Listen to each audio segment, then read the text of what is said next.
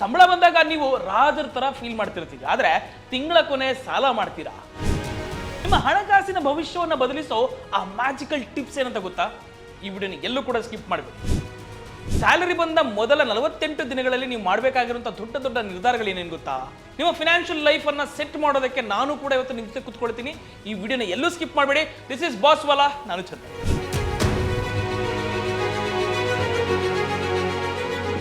ನಮಸ್ಕಾರ ವೀಕ್ಷಕರೇ, ಇವತ್ತಿನ ಈ ವಿಡಿಯೋದಲ್ಲಿ ನಮಗೆಲ್ಲ ತಿಂಗಳ ಸಂಬಳ ಬಂದಿದ ತಕ್ಷಣವೇ ನಾವು ಒಂದೆರಡೇ ದಿನಗಳಲ್ಲಿ ನಮ್ಮ ಹಣಕಾಸಿನ ವಿಷಯದಲ್ಲಿ ಹೇಗೆ ಡಿಸಿಪ್ಲಿನ್ ಆಗಿರಬೇಕು, ಫಿನಾನ್ಷಿಯಲಿ ಹೇಗೆ ಸಜ್ಜಾಗಿರಬೇಕು, ಹೇಗೆ ಅದನ್ನ ಸೆಟಪ್ ಮಾಡ್ಕೋಬೇಕು ಅನ್ನೋದನ್ನ ಈ ವಿಡಿಯೋದಲ್ಲಿ ಸ್ಟೆಪ್ ಬೈ ಸ್ಟೆಪ್ ತಿಳಿಸ್ಕೊಡ್ತೀನಿ. ಬಹುತೇಕ ಜನರಿಗೆ ಪ್ರತಿ ತಿಂಗಳು ಸಂಬಳ ಬಂದ ತಕ್ಷಣವೇ ಒಂದು ವಿಶೇಷ ಸೈಕಲ್ ರಿಪೀಟ್ ಆಗುತ್ತೆ. ಅಂದ್ರೆ ಸಂಬಳ ಬಂದ ಮೊದಲ ದಿನ ಮಾತ್ರ ನಮಗೆ ಹಣಕಾಸಿನ ಸಂಪೂರ್ಣ ಸ್ಥಿರತೆ ಇದೆ, ಅಕೌಂಟ್ ಫುಲ್ ಆಗಿದೆ, ಇನ್ನು ನಮ್ಮ ಹಣದ ಸಮಸ್ಯೆನೇ ಇಲ್ಲ ಅನ್ನೋ ಫೀಲಿಂಗ್ ಶುರುವಾಗುತ್ತೆ.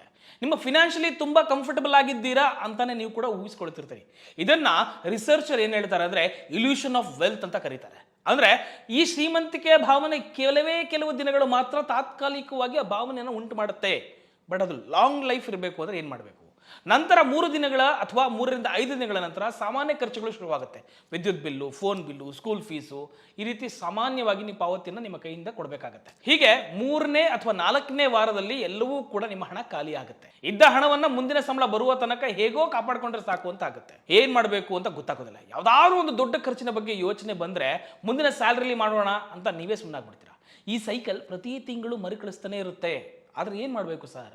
ಹಾಗಿದ್ರೆ ಸಂಬಳ ಬಂದ ಮೊದಲ 2 ಅಥವಾ 3 ದಿನಗಳಲ್ಲಿ ನಾವು ಹಣವನ್ನು ಹೇಗೆ ಹ್ಯಾಂಡಲ್ ಮಾಡ್ತೀವಿ ಅನ್ನೋದು ನಿಮ್ಮ ಫಿನಾನ್ಷಿಯಲಿ ಭವಿಷ್ಯವನ್ನು ನಿರ್ಧರಿಸುತ್ತೆ.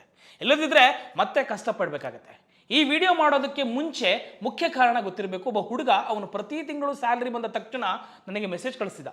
ಜನವರಿ, ಫೆಬ್ರವರಿ ಪ್ರತಿ ತಿಂಗಳು ಕೂಡ ಸ್ಯಾಲರಿ ಕ್ರೆಡಿಟ್ ಆಗಿದ ತಕ್ಷಣ ಕಳಿಸ್ತಾ ಇದ್ದ. ಸರ್ ಈಗೇನು ಮಾಡಬೇಕು ಅಂತ ಕೇಳ್ತಾ ಅವನಿಗೆ ನಾನು ಹೇಳ್ತಿದ್ದಿಷ್ಟೇ, ಅವನ ಶಿಸ್ತು ಮತ್ತು ನಿಜವಾಗ್ಲೂ ಅವನ ಕನ್ಸಿಸ್ಟೆನ್ಸಿ ನಂಗೆ ತುಂಬ ಇಷ್ಟ ಆಯಿತು.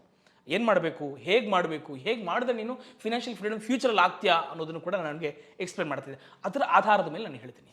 ಸ್ಯಾಲ್ರಿ ಬರೋ ಮುಂಚೆನೇ ಇದು ಶುರು ಆಗಬೇಕು. ಏನು ಅಂದರೆ ನಮ್ಮ ಬೇಸ್ ಲೈನ್ ಏನು ಅಂತ ತಿಳ್ಕೊಳ್ಬೇಕಾಗತ್ತೆ. ಬೇಸ್ ಲೈನ್ ಅಂದ್ರೆ ಏನು? ಪ್ರತಿ ಫ್ಯಾಮಿಲಿಗೆ ಕಡ್ಡಾಯವಾಗಿ ಬೇಕಾಗಿರುವಂಥ ಅಗತ್ಯ ಖರ್ಚುಗಳು. ಉದಾಹರಣೆಗೆ ನೀವು ಇಬ್ಬರು ಇರ್ತೀರಾ ಅಂತ ಅಂದರೆ ಊಟಕ್ಕೆ ಖರ್ಚು ಬೇಕಾಗುತ್ತೆ, ಅಥವಾ ಗ್ಯಾಸ್ಗೆ ಬೇಕಾಗುತ್ತೆ, ಮಕ್ಕಳು ಸ್ಕೂಲ್ ಫೀಸ್ಗೆ ಬೇಕಾಗುತ್ತೆ, ಇನ್ಶೂರೆನ್ಸ್ಗೆ, ಟ್ರಾನ್ಸ್ಪೋರ್ಟೇಷನ್ಗೆ, ನೀರಿನ ಬಿಲ್ಲು, ಎಷ್ಟೋ ಬಿಲ್ಗಳು ಬೇಕಾಗುತ್ತೆ. ಇವೆಲ್ಲವೂ ಕೂಡ ಅನಿವಾರ್ಯ. ಇದ್ರ ಜೊತೆಗೆ ಯಾವುದಾದ್ರೂ ಸಾಲ ಅಥವಾ ಲೋನ್ ಇದ್ರೆ ಅದನ್ನು ಕೂಡ ನೀವು ಸರಿದೂಗಿಸ್ಬೇಕಾಗತ್ತೆ ನಿಮ್ಮ ಸಂಬಳದಲ್ಲೇ. ಕರೆಕ್ಟ್ ಅಲ್ವಾ? ಇದೇ ಪ್ರತಿದಿನ ಎಲ್ಲರೂ ರೂಟೀನ್ ಆಗಿರುತ್ತೆ. ಹೀಗೆ ಪ್ರತಿ ತಿಂಗಳು ಕಡ್ಡಾಯವಾಗಿ ಮಾಡಬೇಕಾಗಿರುವಂಥ ಖರ್ಚುಗಳನ್ನೆಲ್ಲ ಲೆಕ್ಕ ಹಾಕೋದು ಮೊದಲ ಸ್ಟೆಪ್. ಇದು ಗೊತ್ತಿಲ್ಲದಿದ್ರೂ ನಮಗೆ ಪ್ಲಾನ್ ಮಾಡಲು ಸಾಧ್ಯವಿಲ್ಲ. ಆದರೆ ಸಾಮಾನ್ಯವಾಗಿ ಇದು ನಿಮ್ಮ ತಿಂಗಳ ಆದಾಯ 50 ರಿಂದ 60ರಷ್ಟು ಬಹುತೇಕ ಕ್ಲಿಯರ್ ಆಗಿಬಿಟ್ಟಿರುತ್ತೆ. ಅಂದ್ರೆ ನೀವು 60,000 ಸಂಬಳ ಪಡಿತಿದ್ದೀರಾ ಅಂದ್ರೆ 30,000ವರೆಗೆ ಈ ಅವಶ್ಯ ಖರ್ಚುಗಳು ಇರಬೇಕು. ಒಂದು ವೇಳೆ ಇದಕ್ಕಿಂತ ಹೆಚ್ಚು ಖರ್ಚುಗಳಿದ್ರೆ ನೀವು 2 ಕೆಲಸ ಮಾಡಬೇಕಾಗತ್ತೆ. ಒಂದು, ಬೇಡದ ಖರ್ಚುಗಳನ್ನು ಕಡ್ಡಾಯವಾಗಿ ಕಮ್ಮಿ ಮಾಡ್ಕೋಬೇಕು, ಅಥವಾ ಆದಾಯವನ್ನು ಹೆಚ್ಚಿಸ್ಕೊಳ್ಬೇಕು. ಬೇಸ್ ಲೈನ್ 50%ಗಿಂತ ಕಡಿಮೆ ಇದ್ದರೆ ಅದು ತುಂಬಾನೇ ಉತ್ತಮ. ನಿಮ್ಮ ಫ್ಯೂಚರ್ ಕೂಡ ತುಂಬ ಅದ್ಭುತವಾಗಿರುತ್ತೆ. ಆದಾಯದ ಹಂಚಿಕೆ ಮತ್ತು ಎಮರ್ಜೆನ್ಸಿ ಫಂಡ್ ಹೇಗೆ ಮಾಡ್ಕೋಬೇಕು, ಮುಂದಿನ ಹಂತದ ಲೆಕ್ಕಾಚಾರದ ವ್ಯವಸ್ಥೆ, ಆದಾಯ ಎಲ್ಲಿ ಎಷ್ಟು ಇರಬೇಕು ಅಂತ ಹೇಳ್ತೀನಿ. ಅಂದ್ರೆ ಅದನ್ನು ನಿರ್ಧಾರ ಮಾಡ್ಕೊಳ್ಳಿ. ನಿಮ್ಮ ಆದಾಯದ ಕನಿಷ್ಠ 10% ಅನ್ನ ತ್ವರಿತ ಅಗತ್ಯ ಅಥವಾ ಎಮರ್ಜೆನ್ಸಿ ಫಂಡ್ಗೆ ನೀವು ಮೀಸಲಿಡಲೇಬೇಕು. ಬಿಕಾಸ್ ಫ್ಯೂಚರಲ್ಲಿ ನಾಳೆ ಕೆಲಸ ಇಲ್ಲಂದ್ರೆ ಏನು ಮಾಡ್ತೀರಿ? ಅವಾಗ ಇದು ಉಪಯೋಗ ಆಗುತ್ತೆ. ನಾವು ಎಷ್ಟೊಂದು ವಿಡಿಯೋಗಳು ಮಾಡ್ತಿದ್ವಲ್ಲ, ಅದರಲ್ಲೂ ಕೂಡ ಹೇಳ್ತಾ ಇರ್ತೀವಿ. ನಿಮ್ಮ ಬೇಸ್ ಲೈನ್ ಖರ್ಚು ಎಷ್ಟಿದೆಯೋ ಅದರ ಕನಿಷ್ಠ 3 ಪಟ್ಟು ಹಣ ಎಮರ್ಜೆನ್ಸಿ ಫಂಡ್ನಲ್ಲಿ ಇಟ್ಟಿರಬೇಕು. ಅಚಾನಕ್ಕಾಗಿ ಕೆಲಸ ಹೋಯಿತು ಅಥವಾ 3 ತಿಂಗಳು ಆದಾಯನೇ ಬರೆದಿದ್ರೆ ನೀವು ಕಷ್ಟಪಡಬೇಕಾಗುತ್ತೆ. ಇದೇ ಹಣ ನಿಮ್ಮನ್ನು ಕಾಪಾಡುತ್ತೆ. ಉದಾಹರಣೆಗೆ ನಿಮ್ಮ ಮಾಸಿಕ ಖರ್ಚು 40,000 ರೂಪಾಯಿ ಇದ್ದರೆ ಕನಿಷ್ಠ 1,20,000 ರೂಪಾಯಿ ಎಮರ್ಜೆನ್ಸಿ ಫಂಡ್ ಇಡಬೇಕು. ಪ್ರತಿ ತಿಂಗಳು 10% ಹಣವನ್ನು ಸೇರಿಸ್ತಾ ಹೋಗಿ. ಒಮ್ಮೆ ಆ ಟಾರ್ಗೆಟ್ ರೀಚ್ ಆದಮೇಲೆ ನೀವು ಆ 10% ಹಣವನ್ನು ಮುಂದಿನ ಹಂತಕ್ಕೆ ಬಳಸ್ಕೊಳ್ಬಹುದು. This is most important crucial thing. ನೀವು ಅದನ್ನು ಅರ್ಥ ಮಾಡ್ಕೊಳ್ಳಿ. ಈ ನಿಯಮಿತ ಖರ್ಚುಗಳಿಗಾಗಿಯೇ ಒಂದು ಪ್ರತ್ಯೇಕ ಬ್ಯಾಂಕ್ ಖಾತೆಯನ್ನು ಇಟ್ಕೊಂಡ್ರೆ ತುಂಬ ಒಳ್ಳೆಯದು. ಮತ್ತು ಆ ಮೊತ್ತವನ್ನು ನೇರವಾಗಿ ಆ ಖಾತೆಗೆ ವರ್ಗಾಯಿಸಿ. ಇದರಿಂದ ಖರ್ಚಿನ ಬಗ್ಗೆ ಸ್ಪಷ್ಟತೆ ಸಿಗುತ್ತೆ ನಿಮಗೆ. ಎಷ್ಟು ಖರ್ಚು ಮಾಡ್ತಾ ಇದ್ದೀನಿ, ಎಲ್ಲಿಗೆ ಕೊಡ್ತಾ ಇದ್ದೀನಿ, ಯಾವುದಾದ್ರು ಖರ್ಚು ಮಾಡ್ತಾ ಇದ್ದೀನಿ ಅಂತ ಅಲ್ವಾ? ಯಾವಾಗಲೂ ನಾವು ಪ್ಲಾನ್ ಮಾಡಿದ ಖರ್ಚುಗಳು ತುಂಬಾನೇ ಬರ್ತವೆ. ಮನೆಯಲ್ಲಿ ಫ್ಯಾನ್ ರಿಪೇರಿ ಆಗೋದು, ಬೈಕ್ ರಿಪೇರಿ ಆಗೋದು, ಯಾವುದೋ ಒಂದು ಫಂಕ್ಷನ್ಗೆ ಹೋಗೋದು, ಅಥವಾ ಮುಯಿ ಇಡಬೇಕಾಗತ್ತೆ. ಇವೆಲ್ಲವೂ ಕೂಡ ಒಂದು 10% ಹಣವನ್ನು ಮೊದಲೇ ಎತ್ತಿಡೋದು ತುಂಬಾನೇ ಒಳ್ಳೆಯದು. ಇದನ್ನ ನೀವು ಖರ್ಚು ಅಂತ ಬಳಸ್ಕೊಳ್ಬೇಕಾಗತ್ತೆ. ನಿಮ್ಮ ಅಕೌಂಟ್ಗೆ ಹಾಕಿಟ್ಬಿಡಿ. ಇದು ಎಮರ್ಜೆನ್ಸಿ ಫಂಡ್ ಅಲ್ಲ. ಅಂದರೆ ಬದಲಿಗೆ ಶಾರ್ಟ್ ಟರ್ಮ್ಗೆ ಏನೋ ಖರ್ಚುಗಳು ಬೇಕಾಗುತ್ತೆ ನಿಮಗೆ, ಆ ಥರದಕ್ಕಿದು. ಇದೇ ರೀತಿ ಮುಂದಿನ 6 ತಿಂಗಳಿಂದ 3 ವರ್ಷ ಅವಧಿಯಲ್ಲಿ ಬರುವ ಗುರಿಗಳನ್ನು ಗುರುತಿಸ್ಕೊಳ್ಳಿ. ಉದಾಹರಣೆಗೆ ವರ್ಷಕ್ಕೆ 1 ಬಾರಿ ಕಟ್ಟುವಂತಹ ಮಕ್ಕಳ ಶಾಲಾ ಫೀಸು ನಿಮಗೆ ಮೊದಲೇ ಗೊತ್ತಿರುತ್ತಲ್ಲ. ಇದು ಸರಿಯಾದ ಪ್ಲಾನ್ ಮಾಡಿದರೆ ಉತ್ತಮ ರಿಟರ್ನ್ಸ್ ಕೂಡ ಪಡೆದುಕೊಳ್ಳಬಹುದು. ಇಂತಹ ಮೀಡಿಯಂ ಟರ್ಮ್ ಗುರಿಗಳನ್ನು 10% ಅಲೋಕೇಶನ್ ಮಾಡಿ ಬಾಂಡ್ ಮೇಲೆ ಇನ್ವೆಸ್ಟ್ಮೆಂಟ್ ಮಾಡ್ಕೊಳ್ಬಹುದು. ಈ ರೀತಿಯಾಗಿ ಸುಮಾರು ವೀಡಿಯೋಸ್ಗಳನ್ನು ನಾವು ಮಾಡಿದ್ದೀವಿ. ಎಲ್ಲವೂ ಕೂಡ ನೀವು ಒಂದ್ಸಲ ವಿಸಿಟ್ ಮಾಡಿ ನೋಡಿ ಆ ವೀಡಿಯೋಸನ್ನು, ಎಲ್ಲಿ ಹೆಲ್ಪ್ ಆಗುತ್ತೆ ನನಗೆ, ಎಲ್ಲಿ ಮಾಡಿದ್ರೆ ಒಳ್ಳೆಯದು ಅನ್ನೋದು. ಇನ್ನು 3ನೇ ಹಂತದಲ್ಲಿ ನಾವು ಉಳಿತಾಯದ ಬಗ್ಗೆ ನೋಡಿದೆವು. ಏನು ಅಂತಂದರೆ, ನಾವು ಖರ್ಚುಗಳನ್ನು ನಿರ್ವಹಣೆ ಬಹಳ ಮುಖ್ಯ ಆಗುತ್ತೆ. ಸಂಬಳ ಬಂದ 1-2 ದಿನಗಳಲ್ಲಿ ಎಲ್ಲ ಬಿಲ್ಗಳನ್ನು ಪಾವತಿಸ್ಬಿಡ್ತೀವಿ. ಫಾರ್ ಎಕ್ಸಾಂಪಲ್, ಡ್ಯೂ ಡೇಟ್ಗೆ ಕಾಯಬೇಕಾಗಿಲ್ಲ ನೀವು. ಇದು ಕ್ರೆಡಿಟ್ ಕಾರ್ಡ್ ಬಿಲ್ಗೂ ಅನಿವಾರ್ಯತೆ ಆಗುತ್ತೆ. ಲೇಟಾಗಿ ಮಾಡಿದ್ರೆ ಅನಾವಶ್ಯಕವಾಗಿ ಬಡ್ಡಿ ಕಟ್ಟಬೇಕಾಗತ್ತೆ. ಹಾಗಾಗಿ ಕರೆಂಟ್ ಬಿಲ್ಲು ಅಥವಾ ಕ್ರೆಡಿಟ್ ಕಾರ್ಡ್ ಬಿಲ್ಲು ಎಲ್ಲವನ್ನು ಕೂಡ ತಕ್ಷಣ ಕ್ಲಿಯರ್ ಮಾಡಿ, ಯಾವುದು ಕೂಡ ಡ್ಯೂ ಇಟ್ಕೊಳ್ಬೇಕು. ಹಾಗಾಗಿಯೇ ನಿಮ್ಮ ಸಬ್ಸ್ಕ್ರಿಪ್ಷನ್ ಪ್ಲಾನ್ಗಳಾಗಿರ್ಬೋದು, ಅಥವಾ ನೀವು ಅಮೆಝಾನೋ, ನೆಟ್ಫ್ಲಿಕ್ಸೋ, ಜಿಮ್ ಸಬ್ಸ್ಕ್ರಿಪ್ಷನ್ನೋ ಯಾವುದಾದ್ರಾಗಿರ್ಬೋದು, ಜಿಮ್ಗೆ ಹೋಗಲ್ಲ ಅಂದರೆ ಅದನ್ನು ಕ್ಯಾನ್ಸಲ್ ಮಾಡಿ. ಈ ಥರ ಯಾವ್ದಾದ್ರು ಅನಾವಶ್ಯಕವಾಗಿರುವಂಥ ಸಬ್ಸ್ಕ್ರಿಪ್ಷನ್ಗಳನ್ನು ನೀವೇನೋ ತೊಗೊಂಡಿದ್ರೆ ದಯವಿಟ್ಟು ಅದನ್ನು ಈಗಲೇ ಕ್ಯಾನ್ಸಲ್ ಮಾಡಿ. ಯೂಸ್ ಮಾಡೋದು ಅಂದರೆ ಏನಕ್ಕೆ? ಇದರಿಂದ ನಿಮ್ಮ ಟೈಮ್ ಮತ್ತು ಮೆಂಟಲ್ ಎನರ್ಜಿ ಕೂಡ ಕಮ್ಮಿ ಆಗುತ್ತೆ. ಬಿಕಾಸ್ ಕಟ್ಟಬೇಕು ಯೂಸ್ ಮಾಡ್ತಿಲ್ಲ, ಕಟ್ಟಬೇಕು ಅಂತ ಫೀಲ್ ಬರಬಾರ್ದು. ಇನ್ನು ಮುಖ್ಯವಾಗಿರುವಂಥ 5ನೇ ಹಂತ ಹೇಳಿ, ಈಗ ನಾವು ಬದುಕು ಸಾಗಿಸಬೇಕಾಗಿರುವಂಥ ವ್ಯವಸ್ಥೆಯನ್ನು ಫಸ್ಟ್ ಮಾಡ್ಕೊಳ್ಬೇಕಾಗುತ್ತೆ. ಅಂದರೆ ನಿಜವಾದ ಫಿನಾನ್ಷಿಯಲ್ ಫ್ರೀಡಮ್ ಸಿಗೋದು ಲಾಂಗ್ ಟರ್ಮ್ ಇನ್ವೆಸ್ಟ್ಮೆಂಟಿಂದ ಮಾತ್ರ.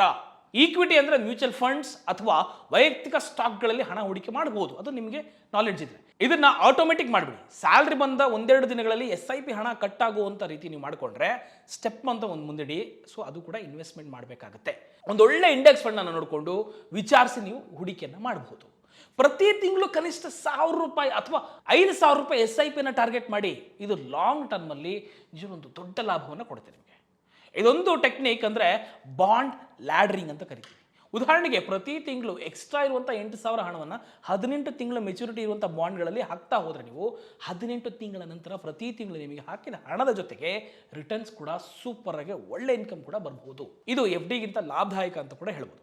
ಇನ್ನು ಫೈನಲ್ ಕನ್ಕ್ಲೂಷನ್ ಹೇಳ್ಬಿಡಲ್ಲ, ಕೊನೆಯದಾಗಿ ನಿಮಗೆ ಒಂದು ಈಸಿಯಾಗಿ ಅರ್ಥ ಆಗಂಗೆ, ಡಿಸಿಪ್ಲಿನ್ ಜೊತೆಗೆ ಇದೆಲ್ಲವೂ ಕೂಡ ಆಟೋಮೆಟಿಕ್ ಮಾಡೋದ್ರಿಂದ ಬಹಳ ಎಮರ್ಜೆನ್ಸಿ ಫಂಡ್ ಕೂಡ ನಿಮ್ಗೆ ಹೆಲ್ಪ್ ಆಗುತ್ತೆ. SIP ಆಗಿರ್ಬೋದು, ಎಲ್ಲವನ್ನೂ ಕೂಡ ಸೆಟ್ ಮಾಡಿದ ಮೇಲೆ ಇನ್ವೆಸ್ಟ್ಮೆಂಟ್ ಅನ್ನು ಕೇವಲ ಉಳಿತಾಯ ಅಂತ ನೋಡದೆ ನಿಮಗೆ ಇಷ್ಟವಾದ ವಸ್ತುಗಳಿಗೆ ಖರ್ಚು ಮಾಡೋದಕ್ಕೂ ಅಥವಾ ಅನಾವಶ್ಯಕವಾಗಿ ಖರ್ಚು ಮಾಡೋದಕ್ಕಿಂತ ಇದು ಬೆಸ್ಟ್ ಆಪ್ಷನ್ ಅಲ್ವಾ? ಹೋಟೆಲ್ನಲ್ಲಿ ಊಟ ಮಾಡೋದು ಅಥವಾ ಇಷ್ಟವಾಗಿರುವಂಥ ಡ್ರೆಸ್ಸನ್ನು ಹಾಕೊಳ್ಳೋದು ನಿಮಗೆ ತುಂಬ ಓಕೆ, ಅಕ್ಸೆಪ್ಟೆಡ್. ಬಟ್ ಪ್ರತಿ ತಿಂಗಳು ಅದನ್ನೇ ನೀವು ಮಾಡ್ತಾ ಹೋದರೆ ನಿಮ್ಮ ಲೈಫ್ನ ಮ್ಯಾನೇಜ್ಮೆಂಟ್ ಹೇಗೆ ಮಾಡ್ಕೊಳ್ತೀರಿ? ನೀವು ಯಾವ ರೀತಿ ನಿಮ್ಮ ಒಂದು ಫಿನಾನ್ಷಿಯಲ್ ಫ್ರೀಡಮ್ ಆಗ್ತೀರಿ? ನೀವು ಎಷ್ಟೇ ಪ್ರಯತ್ನ ಪಟ್ಟರು ಕೂಡ ಸೇವ್ ಮಾಡೋಕ್ಕಾಗ್ತಿಲ್ಲ ಅಂದರೆ ಬಂದಿದ್ದ ದುಡ್ಡನ್ನ ನೀವು ಕಟ್ತಾ ಹೋಗ್ತಿದ್ರೆ ನೀವು ಫಿನಾನ್ಷಿಯಲ್ ಫ್ರೀಡಮ್ ಯಾವಾಗ ಆಗ್ತೀರಾ? ಹೇಗೆ ಸೇವಿಂಗ್ಸ್ ಮಾಡ್ಕೋಬೇಕು? ₹15,000 ಸಂಬಳ ಇದ್ರೂ ಕೂಡ ನೀವು ಸೇವಿಂಗ್ಸನ್ನು ಮಾಡ್ಕೊಳ್ಬಹುದು. ಹೇಗೆ ಮಾಡ್ಕೋಬೇಕು ಅನ್ನೋದನ್ನು ಈ ವಿಡಿಯೋದಲ್ಲಿ ಕಂಪ್ಲೀಟಾಗಿ ತೋರಿಸ್ಕೊಟ್ಟಿದ್ದೀನಿ. ಎಷ್ಟು ಕಟ್ಟಬೇಕು, ಯಾವುದಕ್ಕೆ ಎಷ್ಟು ಕಟ್ಟಬೇಕು, ಹೇಗೆ ಸೇವಿಂಗ್ಸ್ ಮಾಡ್ಕೋಬೇಕು, ಎಮರ್ಜೆನ್ಸಿ ಫಂಡ್ ಯಾವ ಥರ ತಿಳ್ಕೊಳ್ಬೇಕು ಅನ್ನೋದನ್ನು ಕಂಪ್ಲೀಟಾಗಿ ಈ ವಿಡಿಯೋದಲ್ಲಿ ತೋರಿಸ್ತೀನಿ. ಈ ವಿಡಿಯೋ ಏನಾದರೂ ನಿಮಗೆ ಇಷ್ಟವಾಗಿದ್ದರೆ ಲೈಕ್ ಮಾಡೋದನ್ನು ಮರಿಬಿಡಿ. ನಿಮ್ಮ ಅನಿಸಿಕೆಯನ್ನು ಕಮೆಂಟ್ ಮೂಲಕ ತಿಳಿಸ್ಕೊಡಿ. ನೀವೇನೇ ನಮ್ಮ ಚಾನಲ್ ಸಬ್ಸ್ಕ್ರೈಬ್ ಆಗಿಲ್ವಾ? ಈ ಕೂಡಲೇ ಸಬ್ಸ್ಕ್ರೈಬ್ ಮಾಡ್ಕೊಳ್ಳಿ.